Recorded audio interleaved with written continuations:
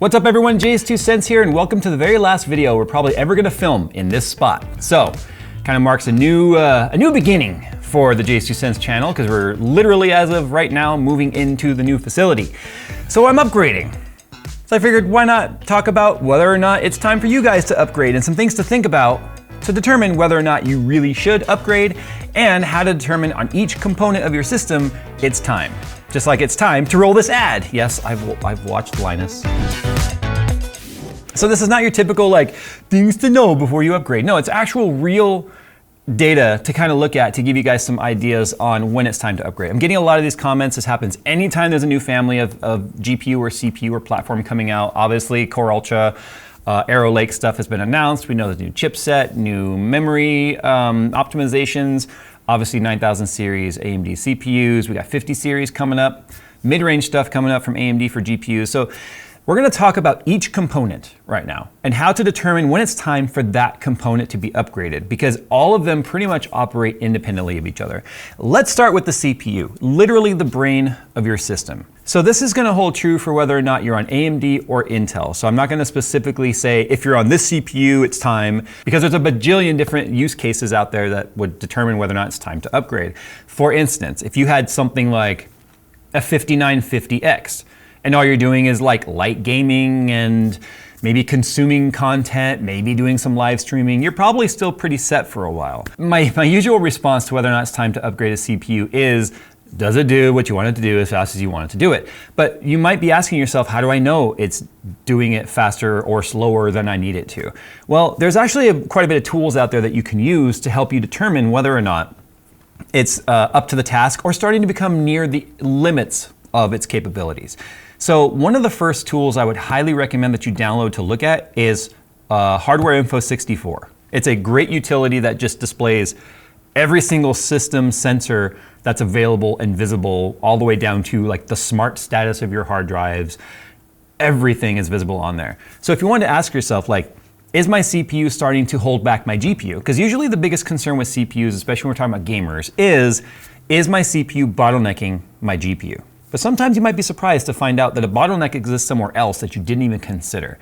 So if you were to load up, say, Hardware Info 64, or even something like MSI Afterburner and see the CPU use percentage on there, you can start to determine whether or not your CPU is starting to hold back. Games that use a lot more CPU that you may not realize, Minecraft. Minecraft uses way more CPU than GPU. The only time GPU really starts to get utilized at all is doing things like shader packs and texture packs and all that. Then that gets done in post-processing. It gets processed onto the chunks that the CPU is responsible for. Games like Cyberpunk actually have a lot of CPU-bound type of functionality. Flight Sim has a lot of CPU-bound type of functionality built into it. So what you need to do is load up one of these utilities, go into your game, be monitoring it, and keep an eye on your CPU utility. If your CPU is starting to look like it's up in the 80s, high 70s, low 80s, it might be time to consider that your CPU might be starting to reach its limitations on what's being asked of it. Now, what's being asked of it is going to be determined on the software that you're using. So we're talking gaming at this point. Obviously, when it comes to things like video editing or encoding or 3D rendering, most of that's done on GPU, but a lot of people still use CPU for that. So we're not going to talk about the professional side of it or compiling for like code. We're going to talk about gaming side. Now, what you need to do is not just look at the CPU util as a whole and say, what is my usage look like? Because you might look at it as a whole and say, oh, I'm only at 22%. But then you look at it on a per thread basis and you realize a couple of your cores are just pegged at 100%. Now that doesn't mean that your CPU has something wrong. It doesn't mean that the affinity or the way that the program is leveraging the CPU is wrong. It just might mean that that game only has 1 or 2 world threads. That's the actual thread running the game, happening on 1 or 2 cores, and then the other cores just sort of bounce around or are available to the system as needed. More modern games are starting to become multi-threaded, and it's funny that we're still having this conversation in 2024 because we started this back in like 2006 when we talked about games and multi-threading. We're starting to see more and more games become highly multi-threaded, where they can start to use other cores and affinity available to handle subtasks within the game. So whether it be like NPC control or any sort of AI function in the game that's happening in real time, they can start to leverage other CPU cores for that. But if you start to notice like all of your core usage across the board is looking pretty high here, This tends to be really more relevant to CPUs that have less core count, because there is a point where you will have way more core count than what a game could utilize. So if you have, say, I don't know, a 16 core CPU, and you're noticing, well, let's go back. Say you have an 8 core CPU, and you're noticing that like all 8 cores are at like 80% usage, then that's a multi-threaded game that you're hitting the limits of what's available to the engine to be used with CPU. So that might be an indicator that it's time to upgrade your CPU. But let's say your CPU is showing mid to high usage, and your GPU is also showing high usage, like 90+% on GPU util, then you're not bottlenecking yet.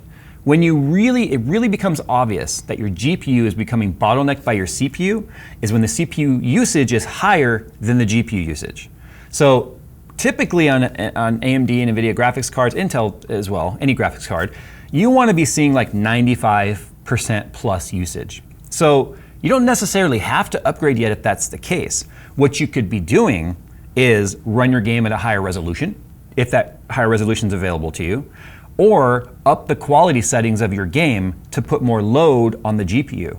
What that essentially does is make your game prettier. It's also going to lower your FPS some, which is going to lower some of the usage on the CPU. So not only is the CPU being hammered by what the game is being asked or asking the CPU to do, but it's also having to process those frames that the GPU has rendered. So that it's kind of a double-edged sword. You got the engine demanding something of the CPU, and you have the GPU demanding something of the CPU. So if you notice high CPU util, lower GPU util, you don't need to upgrade your graphics card. You need to upgrade your CPU. So that's where utilities like Hardware Info 64, Hardware Monitor, MSI Afterburner, anything that shows you the GPU and CPU usage is nice. So that's pretty much a rule of thumb. You don't really need to consider it any more complicated than that. If your CPU usage is higher than your GPU usage, you are CPU bound, you are not getting the full performance of your GPU, it's waiting on your CPU. So either up the settings, the fidelity settings on your game to put more load on your GPU, or up your resolution to put more load on your GPU. That might mean, honestly, just buying a new monitor. It might mean not buying a $500 CPU or a $600 GPU. It might mean buying a $350 1440p panel instead of a 1080p panel. And then you'll notice it feels like you got an upgrade because you've got higher resolution, higher fidelity, your GPU is doing more of its job, the CPU is not doing as much because it's a higher resolution, which becomes GPU bound. This is why we have these discussions, so you can start to think about where your money needs to go. Let's talk about motherboards. Motherboards are voodoo. And I say they're voodoo because they really don't do anything other than connect everything together.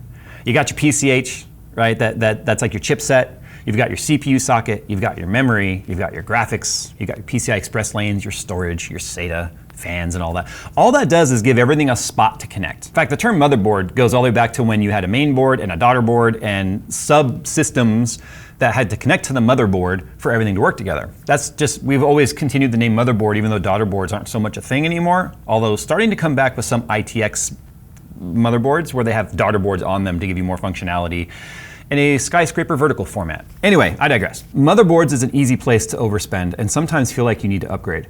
The only time you really need to consider a motherboard upgrade is if you're starting to have feature sets on your motherboard that are older than the feature sets of the parts you're putting on there. What do I mean by that?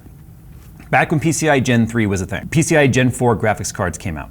And there's a huge discussion about PCIe Gen lane speeds versus modern hardware. And you leave a little bit of performance on the table if you run, say, a Gen 4 drive on a, or Gen 4 graphics card on a Gen 3 PCI Express socket. Maybe a whole video needs to be done about this, but you'll notice low single-digit performance differences because what you typically would find is that you'll be running like 8x versus 16x depending on the socket and the way that it's inverted, if you will. But that should not be the main reason you would upgrade a motherboard. Usually the reason why a person upgrades a motherboard is the socket is no longer compatible with the CPU you want to run. That's usually the thing. The other functions that you're going to find on a motherboard is going to be something like overclocking, which at that point usually means it has a more robust power delivery system, it has more power phases, it has a more robust cooling system for the VRMs because you're pushing it really far. Most people don't need anything above like a B series motherboard. Z series stuff for Intel or X series stuff for AMD really is just about having more knobs that are really going to mean anything to people. But typically those higher end chipsets and those higher end motherboards have better forward facing technologies. For instance, more M.2 slots, maybe they're Gen 5, maybe there's more than one Gen 5 drive slot that's direct to the CPU so that you can get faster storage in there. Maybe it has better built-in wireless. I know a lot of the X870 boards are starting to come with like Wi-Fi 7 built in. So a lot of really cool forward-facing technologies that for the most part is not gonna necessarily improve your day-to-day quality of life with your system. I would recommend upgrading your motherboard if you are, say, starting to lack the amount of connectivity you need, like say M.2 drive storage. Or you only have like one Gen 4 to the CPU and all the rest are Gen 3 and you're sitting here on 3 Gen 4 drives. Why would you have Gen 4 drives if you're only getting Gen 3 speed? So that's when you might go, okay, I need the drive storage speed, or the drive speed, and you're gonna then have to upgrade your motherboard to get Gen 4 or Gen 5 compatibility. That's what the newest motherboards are offering, more Gen 5 drive slots, up to 7, I think, on Intel, and like 6 on AMD with X870. Now we're gonna talk about drive upgrades, because what a lot of people tend to not realize, you start populating all of these M.2 slots on your board, those are taking up PCIe lanes, which means you might be dropping your graphics card down to, from like Gen 4 16X down to like a Gen 4 8X, because it has to have bandwidth available for those drives. Now you usually have at least one drive that's direct to CPU, which means it's not taking up PCI Express lanes. But everything else has to go through the PCH, which means now you start adding tons and tons and tons of drives because you need more storage. You've outgrown your 1 terabyte drive, you throw another 1 terabyte, then another 1 terabyte, then another 1 terabyte. Not knowing every time you plug a drive in, you might be taking away some of that bandwidth available to your GPU, or you might have drives that just straight up don't show up because there's lane limitations because you're on maybe an older platform that only had, say, I think 32 lanes, maybe even less. I don't remember the lane counts, it's just all over the place these days. So my recommendation regarding drives at this point is sometimes it makes more sense to just buy a larger drive than what you have, clone it from your current OS and games and all that stuff, and still only utilize whatever lanes you're currently utilizing with your drive, but now you have double or quadruple the storage. So going from, say, a 1 terabyte NVMe drive on Gen 3, well, you've upgraded your system now, and then you maybe go buy yourself a 2 terabyte or even a 4 terabyte NVMe like Gen 4 drive. You're gonna get faster drive speed and you're gonna get quadruple the storage, and you didn't take up any more lanes in your system. That's the kind of stuff I think people don't really think about. Most people don't need 5 drives. Most people don't. There's a lot of people that do. There's a lot of people that have redundant backups. There's a lot of people that might be running RAID. There's a lot of people that might just do what I did back in the days. When a drive gets full, you just plop another one in. Consider maybe getting a faster, or at least as fast as your board will support, higher capacity drive, taking your other drive, getting yourself like a USB-C external like drive enclosure, and then keeping that available to you through USB-C, because you're still gonna get very fast connectivity through USB-C. Obviously not native speeds of like NVMe with PCIe, but still fast enough to where you could use that to start putting bulk storage on that's maybe taking up space. Or even games you don't play all that often, but you could still have that drive hooked up to your Steam drive and utilize that drive to do something besides at that point just being waste once you've cloned or updated your drive to a second drive. So consider that. Let's talk about cooling. Cooling is one of those areas where people definitely like to overbuild. I'm one of them. Cooling, there's no such thing as too much cooling. There's definitely a thing as not enough. Modern CPUs are power hungry. Modern CPUs can run hot. In fact, Intel just upped the TJ Maxx on Arrow Lake from 14th gen from 100C to 105C. So now we have 5 extra C available to us in terms of headroom before throttling and stuff can happen. Although that is considered spec, I don't know any PC enthusiast that would tolerate 105C. So you start to beef up your cooling. Now, just because 105C is our new TJ Maxx doesn't mean we need to target that. So if you were still running an air cooler or a smaller AIO or maybe an older gen AIO, and you're still getting 80C, 85C, consider the fact that you still have 20 degrees Celsius delta of TJ Maxx or headroom before you start to even slow down your CPU. And at those temperatures, like 80, 85, even 90C, you're not degrading the silicon. It's designed to run that way. It's designed to run that way basically 24/7 for the life expectancy of the drive. Any other issues, barring any other issues that might pop up, temperature is usually not the reason why a drive might, or a CPU might fail. Now, if you're like me and you're like, I want to see that sucker at like 55C under load, that is diminished return cost. And it's gonna take a big beefy cooling system to achieve that. So unless you start seeing that I've repasted my CPU, I know that I'm running an AIO that does not have like air in it because it hasn't it hasn't evaporated. Yeah. You know for a fact your AIO is healthy. And it's just, your temps are higher than you want them to be. Let's say 90C, 95C. That starts to become a little bit worrisome. You know your voltage is in line, it should be where it is. Then it might be time to upgrade your cooling if it's more of a peace of mind thing. That's of course meaning you're ruled out that anything is starting to fail on your system. Your pump hasn't started to slow down because it is still just an electric coil that can and does and will fail over time. So when it comes to upgrading your cooling, unless you're gonna be also wanting to overclock and maybe push the limits of your CPU, then cooling is more often than not something that is necessary for an upgrade. Unless whatever you upgrade to, like platform-wise, isn't supported by whatever bracketry that's on your cooler. Fortunately, almost every single cooling company in the market does offer very cheap or free bracket upgrades when new stuff comes out. Like for instance, AeroLake.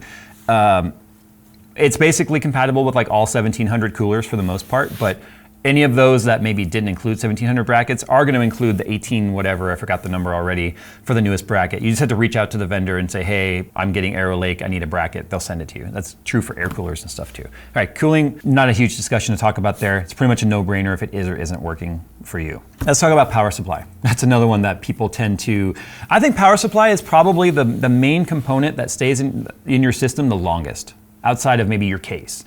Very rarely do you need to upgrade a power supply. Power supplies either work or they don't. It is black and white on that one.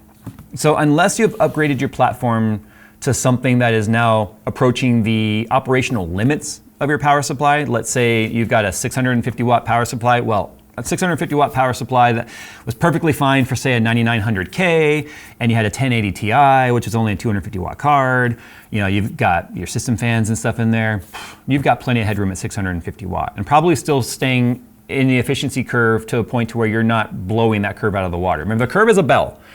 The more you are around that 50, 60% curve, the most efficient the power supply is. But as you approach the limits of the power supply, that curve goes back down again to where now you're pulling more watts from the wall than you would be, and you start to see high power bills and stuff. But most people don't.